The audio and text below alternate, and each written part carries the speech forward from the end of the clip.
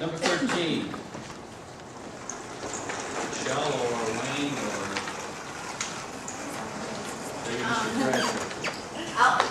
Why don't you start? I'll start, Hey, and Mr. then Thrasher. hopefully Wayne and Michelle can pop in as necessary, and then I think the actual applicant is going to discuss some things with you.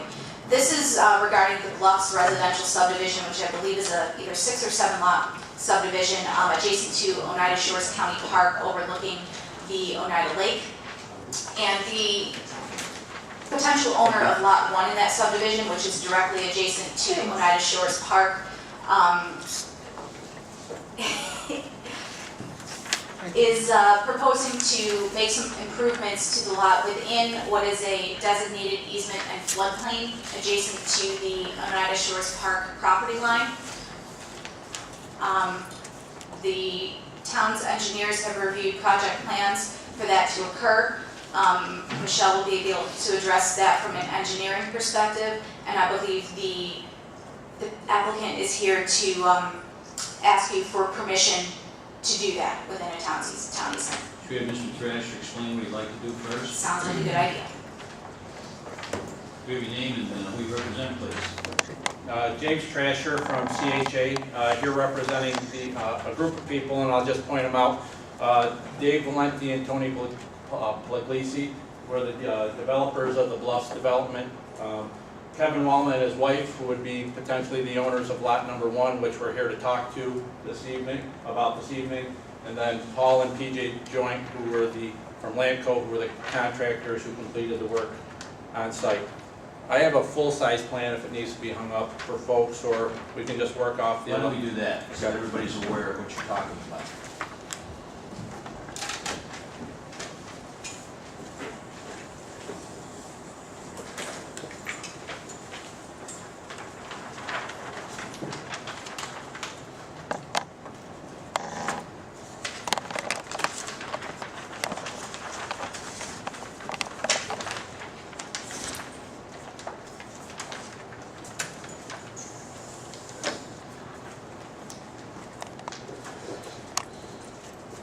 As part of this development, if people want to orient themselves, Can we turn it around a little bit so the audience can see it? this is Oneida Lake, Oneida Shores Park, the Bluffs residential development. There was previously an old house there that was removed, and then this was developed into a 6-lot residential subdivision. Houses on lots 2, 3, and 4 are under construction. We're here to talk about lot number 1. There's a detention basin in this location which has a drainage pipe that goes under the existing roadway to a drainage easement that parallels the park. As part of the project, going through the planning board process, the developers installed a large stone wall at the request of the town planning board to limit any type of sediment or erosion into the lake. At the request of the county parks, they installed wrought iron fence and removed the chicken wire fence that was along the Oneida Shores Park. They pretty much did any improvement that the planning board or folks wanted, because what they were doing was really developing this into a premier residential subdivision.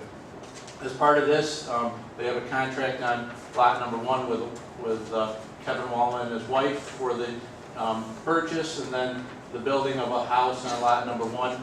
Based on the size and orientation of the house, it would require an impact of approximately 120 feet to the proposed drainage easement.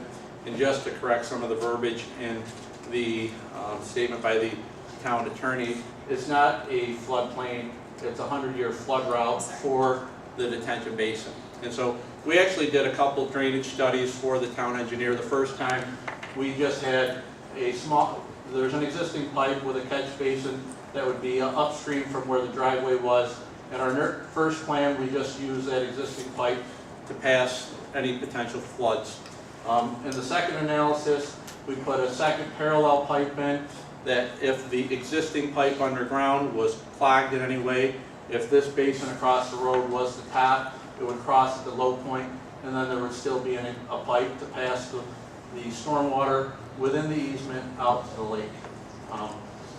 So we've really gone through any request that the town engineer had, any request that the Drainage Committee had as it related to impacts within the drainage easement. So we're here to request that the board allow the filling or placement of a parallel pipe parallel to the existing pipe, so a driveway can be constructed for the residential home. Shelley, any comments? We did prepare a letter dated April 23rd that the town board should have received.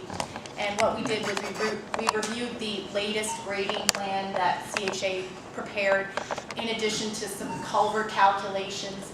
And what our review indicated was that the pipe is a sufficient, the new pipe would be a sufficient size to carry the design stormwater flow. So in terms of the 24-inch pipe, it can convey that flow. From a technical standpoint, we're comfortable with that.